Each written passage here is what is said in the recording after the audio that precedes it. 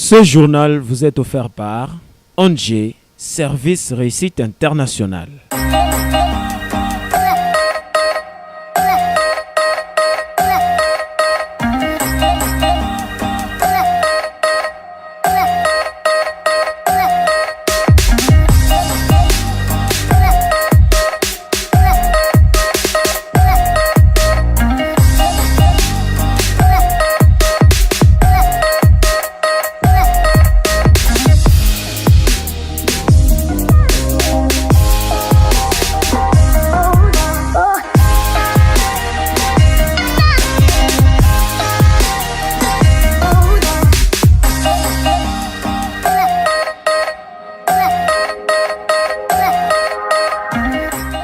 Samedi elamu na bino nyonso bozwi baku ya kolanda King Mag. Tika tombela bino kuna na Congo Brazzaville pe awa na Kinshasa. Bwanzi malamu. Botika tofongola basango na biso na commune ya Ngaliema na quartier Bidza Pigeon bazali ko souffrir makasi na likambo etali courant penzela Jires Lutau a signé reportage.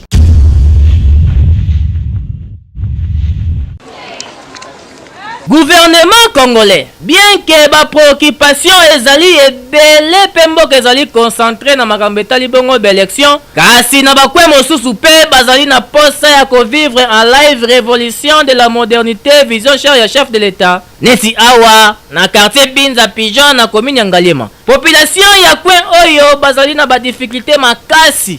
C'est comme si bazalaka kutu na Kinshasa la capitale te. Quartier oyo ezalaka bongo na kati ya érosion. Bandaku mosusu kutu etongama likolo ya bangomba botala neti awa. Bandaku ya 555 veut dire ya manzanza nde ezalaka na impact. Batolete na bango ya coup direct. Ya pasi ezali ke nzela ezalaka te ata moto kutu moye kota kote oyo ezalaka te. Basinga ya dedemi oyo bozali komona nde servaka bango pona kobenda courant. Kasi yango pe ezalaka na eta ya malamu te pe courant yango kutu ekata na rapé ezongaka soki elingi.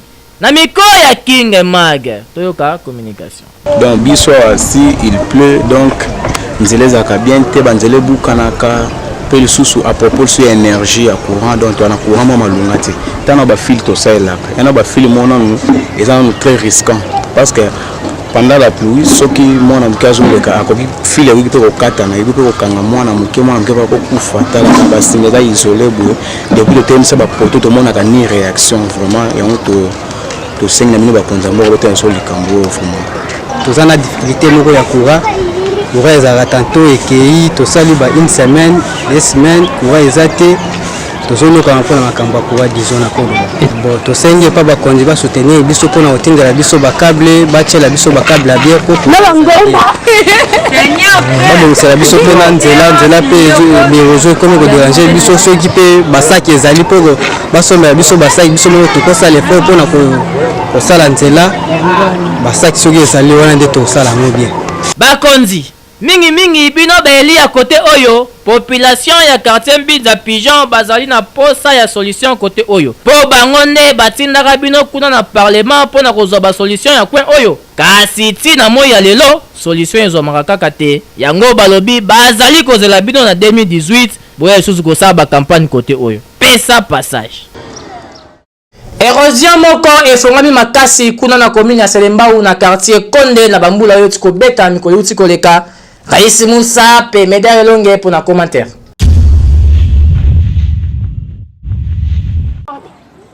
À cause ya mvula oyo ebetaki mokolo ya lobi jeudi na ville mobimba ya Kinshasa, érosion oyo ezalaka awa na direction Birmanie na quartier Konde na commune ya Selembao bana ya Congo efongwami lisusu botala awa. Mabele bukani nete wa lisusu mabele bukani ndako oyo kutu etikali mukie edinda na kati ya érosion. Mais soki botali ndenge ba toilette awa ebukanaki mokolo ya lobi na somo neti oyo soki mutu azalaki na kati toyebi te elingaki asukele ndenge nini. Boye donc solution moko bazilaka biso te mbulungu ebanda kala emema bamapanga ezongisa biso na bazia ya kofutela donc tolemi papa gouverneur ya Kimbuta atalela biso kote oyo mapango minene kote ezokende bana bazodongi moyen eza su te donc alukila biso solution telaka babandeli te bagombe te banini te biso mpe koto eza commune munene commune ya Selembao atele biso likambo oyozela biso solution. Bon tozosenga kaka mwa bapesa biso ta lisungi tobongisa po tovanda bien na bana te bongo ndenge tobukani boye libulu ezoya kupembe na ndako tokende wapi tokosuka ndeni biseke tokende eza te po sa biso tobongisa ta batinde biso ta biloko tobongisa po tovanda to mériter kaka na bana po solution tokoluka eza te. Bakonzi ya République démocratique du Congo tangu nyonso population azali kolelela bino pona ba érosion o etondi na Kisasa bazali exposé na ba danger ya makasi yango soki bo trouver solution pona bango wane kozala bien et surtout avant que likama eya mais soki te pasi donc baba pango nezo kene boza malamu talu ke biso ba solution.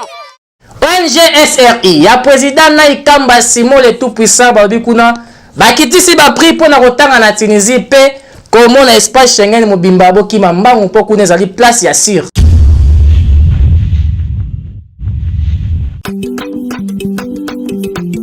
Simon Ikamba le tout puissant SRI le Pink King SRI papa maman déjà boyeba que meilleur héritage bokoki kotika la bana na bino ezali ba étude ya qualité oyo ekosunga bango lobi na vie bakoma bato ya malonga pona yango ONG service réussite international ya président Ikamba Simon ekitiseli bino ba prix pona kotanga na étranger na ba fin de l'année oyo avec $500 ya pamba bakosalela yo ba démarche nyonso pona kotanga na Tunisie esili te pona yo mutolingi kokende Canada États-Unis d'Amérique État Schengen mobimba komitungisa na yo lisusu te po grâce ya le président des présidents mosungi ba congolais monsieur Simon Ikamba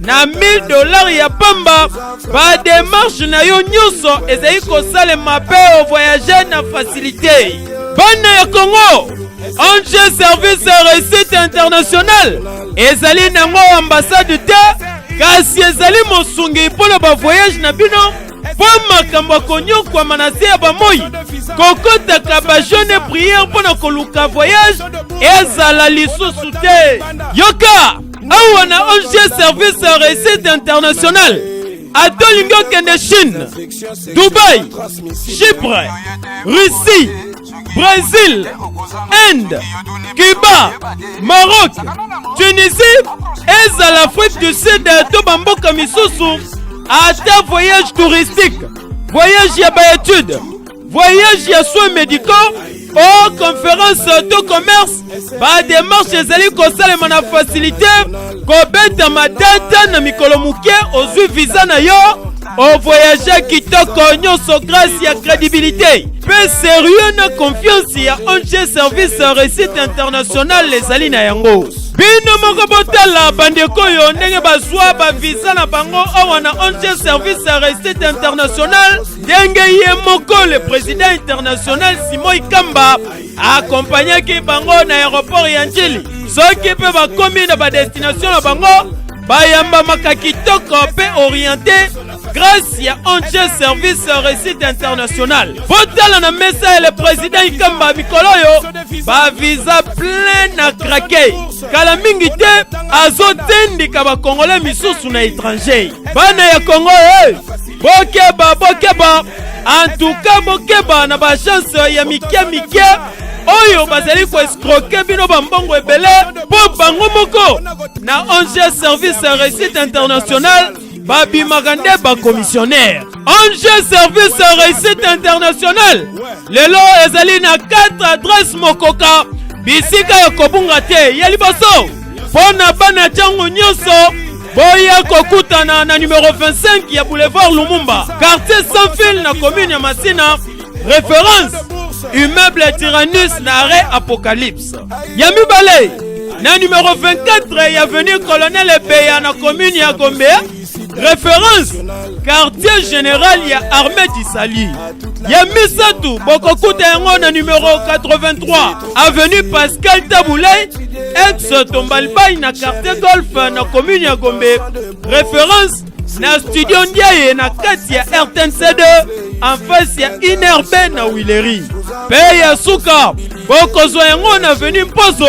Référence imprimerie de la cité.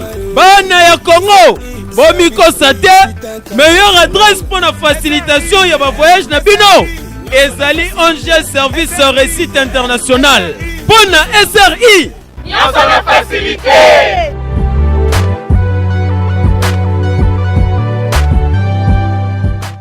Toti kalara na metali bongo SRI bolanda ba témoignage ya bato ba voyage qui na facilité. L'impression nanga est tellement positive puisque nazalaka desi bisika mususu na kendaki mais awa tangu na ye pour na obtention ya visa d'étude pour na Tunisie nazo na facilité ndenga bango bayemba na banzemu na bango donc en peu de jours donc en peu de temps moins de 14 jours naza déjà na visa d'étude donc naza très satisfait et surtout naza na utaki matadi na na kini pour likambongo pour la première fois bisika mususu na kendaki et simbaki te mais awa vraiment nous sommes dans la facilité. Nous avons très satisfait, même la famille n'a pas.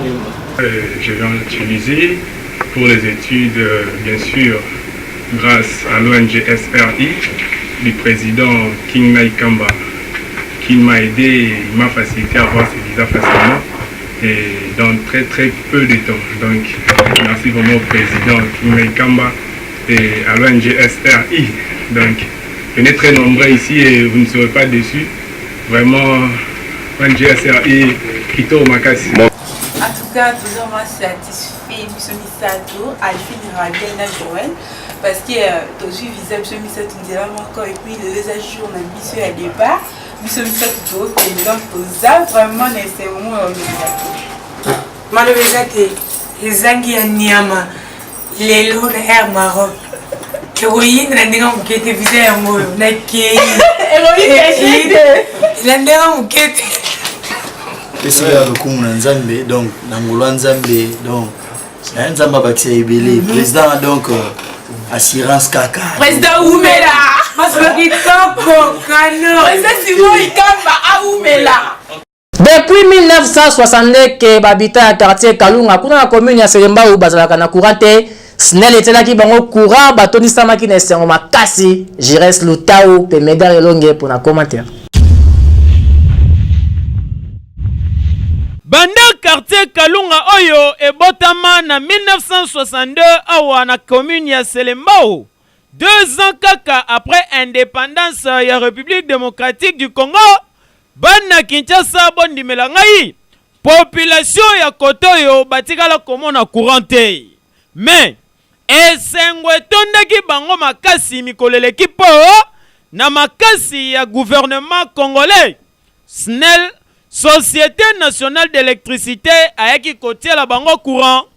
Sikoyo Nabutu kotambole koma pepele po quartier et koma kopesa image ya Washington.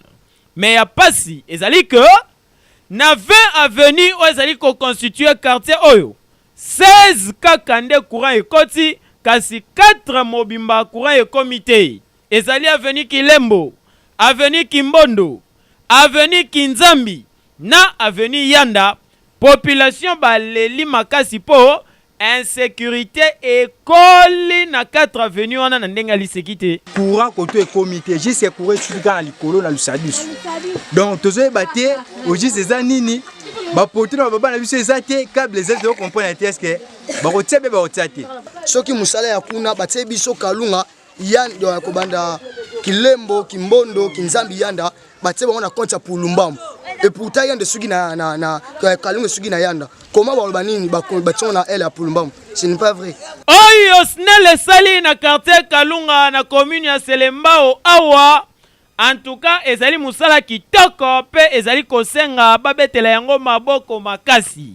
Mais bakonzi SNEL soki botali pe boluki solution pona 4 avenue o etikali na kosa bino te. Ekosala bien makasi Bwebela. Soki ba poté ça te ba siré ba tuke ba mi ba poto. Condition de vie kuna na quartier Zaïre na commune ya Matete ezali mabe makasi élément ezali ya Michel Osomba pe na commentaire ya Josepha Mwanza.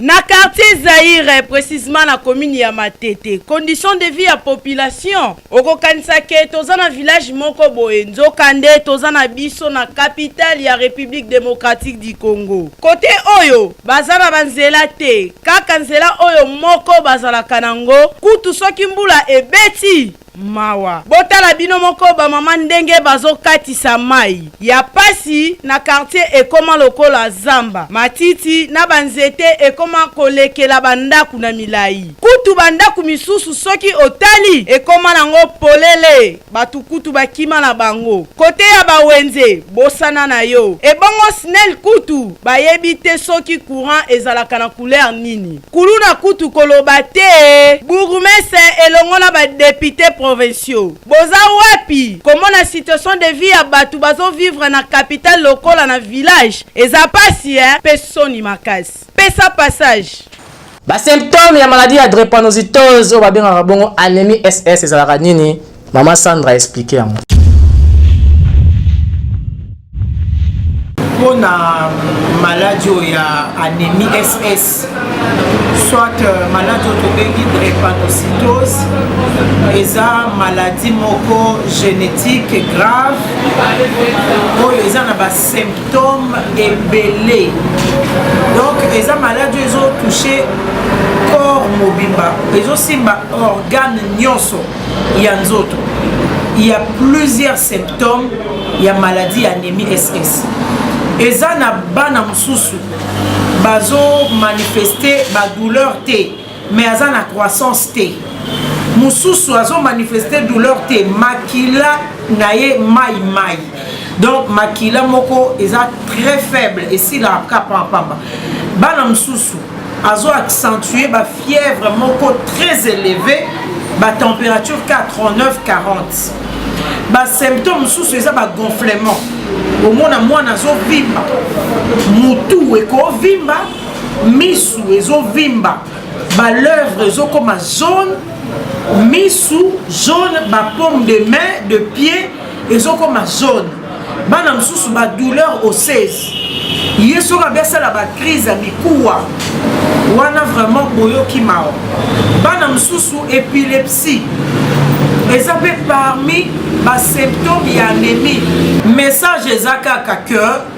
omoni so bazo loba likambu bato basi ba mesani na likambu ya cœur akuna makamna bango lokuta wana makamna bango bazo kosa bato non esika nyonso bakosa te yo ta boza na pasi luka solution mama Sandra ko yaka te na s'exposer na télévision pour que na lobarake boya na bana na bino na cabinet exosia ce qui tozo lobango un est avec beaucoup de soucis il y a que tout combattre l'anémie SS message na ko lobayango na comment to combattre ango eza na traitement cabinet exosia aza na traitement eza vraiment efficace. En sport bosengeli koyeba ke élection ya FECOFE salamaki kuna na Béatrice Nde Constant Omari abimi lisusu président pour na mbala oyo Josepha Mwanza pe Gloire Liloko bazaki kuna.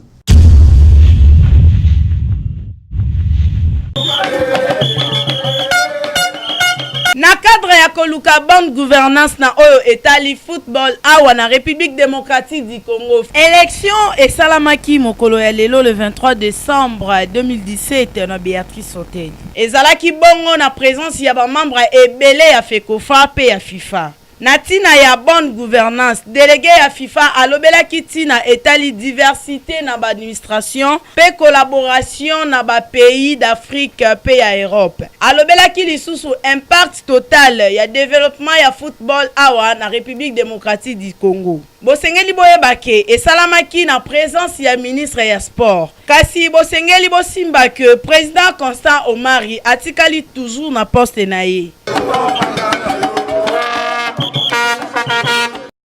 Mutu rubrique na bino ekangi Kinshasa medare longe otunaki question nini. Mutu lelo tokini mbangu tokera commune oyo.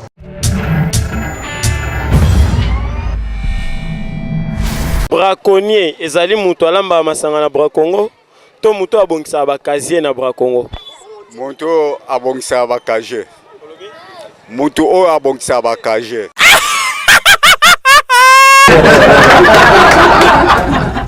Braconnier ezali mutu alamba masanga na Bracongo to mutu abongisa bakazie na Bracongo.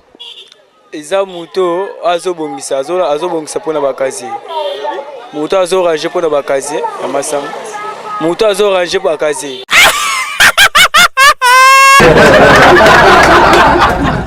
Braconnier ezali mutu oyo alambaka masanga na Bracongo to mutu oyo abongisaka bakazie na Bracongo. Eza mutu abongisaka masanga na bakazie. Oyo abongisaka masanga na bakazie. Oyo abongisaka masanga na bakazie.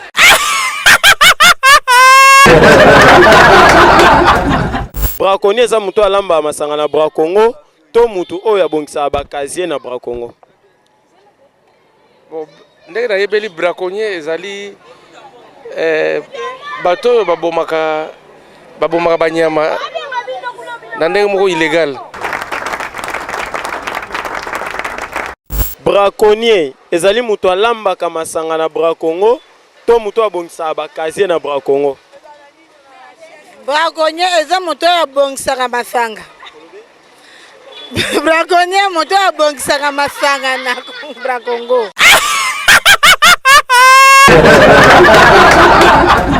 Bonsoiré. Braconnier ezali mutu asalaka masanga na Bracongo to mutu abongisaka bakazie na Bracongo. Braconnier nde na ebeli en tant que mwana Congo. Braconnier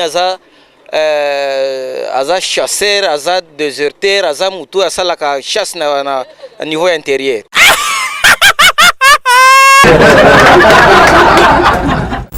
Braconnier ezali mutu alambaka masanga na Bracongo to mutu oyo abongisaka bakazie kuna na Bracongo. Braconnier, ce n'est même pas ça. Braconnier, c'est un bateau dans des parcs, bateau bakenga banyama, tout comme ça, c'est là qu'on appelle des braconniers.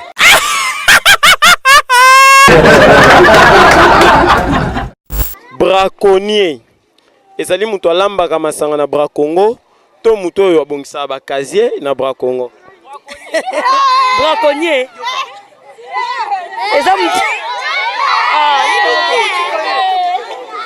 eza mutu azosala masanga na Bracongo.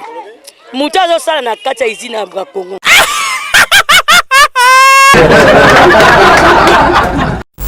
Boseki na bandaku na bino ndenge pe biso toseki kasi bosimbake. Braconnier ezali bato oyo babomaka bongo banyama na zamba illégalement nde babenga bango bongo ba braconnier. Tane tokomi na suka édition ya mokolo lelo. Soki bosepelaki na numéro lelo tika bopesa merci mingi na Carmita Fatouma. Yende ya bongisaki yango na sima ya caméra tozalaki bongo na DT ya mwana moke et puis valable. Mardoché Kassia mazaki bongo assisté na Jires Lutao. Montage simaki bongo na Agno Mabengo. Pedie merci mondele bongo nde bazaki soin ya kobongisela bino ba élément ya lelo. Tolo ba lisusu nini? Kotoyo esi bapesa bukonzi. Na ngambu kuna balobi eza déjà victoire biso awa na katikati odondwa. Mag oyo soin yango tozopela kaka ba jeune balobi bino nde avenir ya lobi ozana eloko na yo yaka awa na ba roi ya magazine totombola yango wana bino tomona na mikolo ezoya pesa passage. Ce journal vous a été offert par ONG Service Réussite Internationale. SRI, Nyonso na facilité.